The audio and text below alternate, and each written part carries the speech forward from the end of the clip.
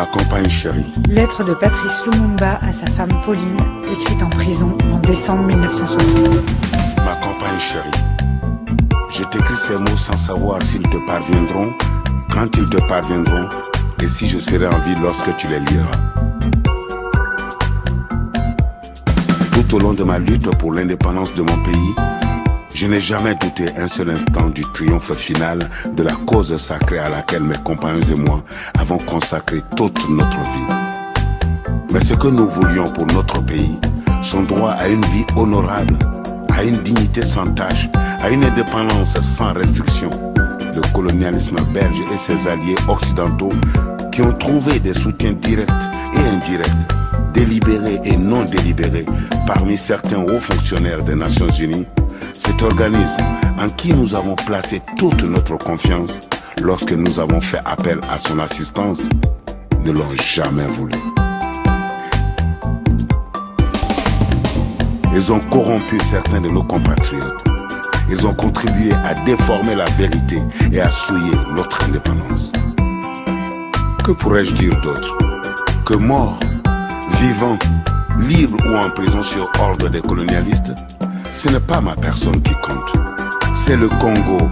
C'est notre pauvre peuple dont on a transformé l'indépendance en une cage d'où l'on nous regarde du dehors, tantôt avec cette compassion bénévole, tantôt avec joie et plaisir.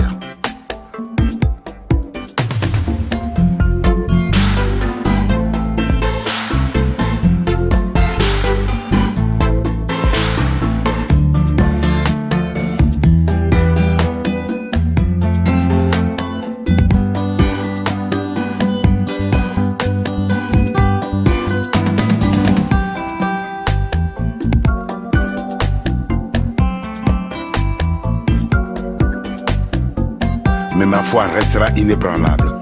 Je sais et je sens au fond de moi-même que tôt ou tard, mon peuple se débarrassera de tous ses ennemis intérieurs et extérieurs, qu'il se lèvera comme un seul homme pour dire non au capitalisme dégradant et honteux et pour reprendre sa dignité sous un soleil pur. Nous ne sommes pas seuls. L'Afrique, l'Asie et les peuples libres et libérés de tous les coins du monde se retrouveront toujours aux côtés de millions de Congolais qui n'abandonneront la lutte que le jour où il n'y aura plus de colonisateurs et leurs mercenaires dans notre pays.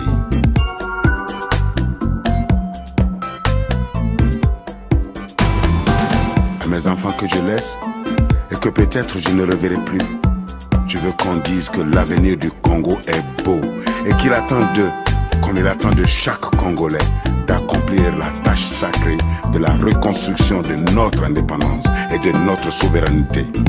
Car sans dignité, il n'y a pas de liberté. Sans justice, il n'y a pas de dignité. Et sans indépendance, il n'y a pas d'homme libre.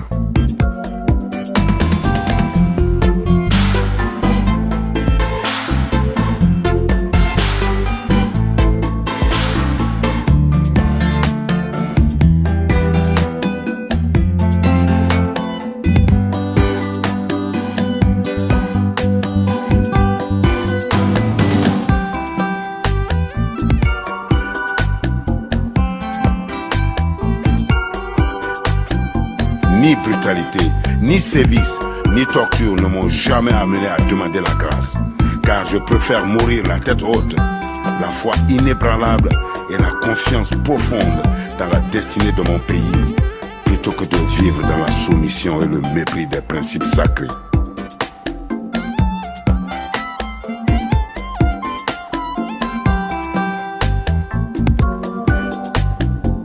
L'histoire dira un jour son mot. Mais ce ne sera pas l'histoire qu'on enseignera à Bruxelles, Washington, Paris ou aux Nations Unies, mais celle qu'on enseignera dans les pays affranchis du colonialisme et de ses fantoches.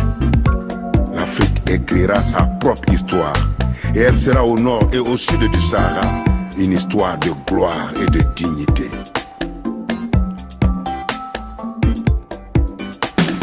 Ne me pleure pas, ma compagne. Moi je sais que mon pays, qui souffre tant, saura défendre son indépendance et sa liberté. Vive le Congo, vive l'Afrique.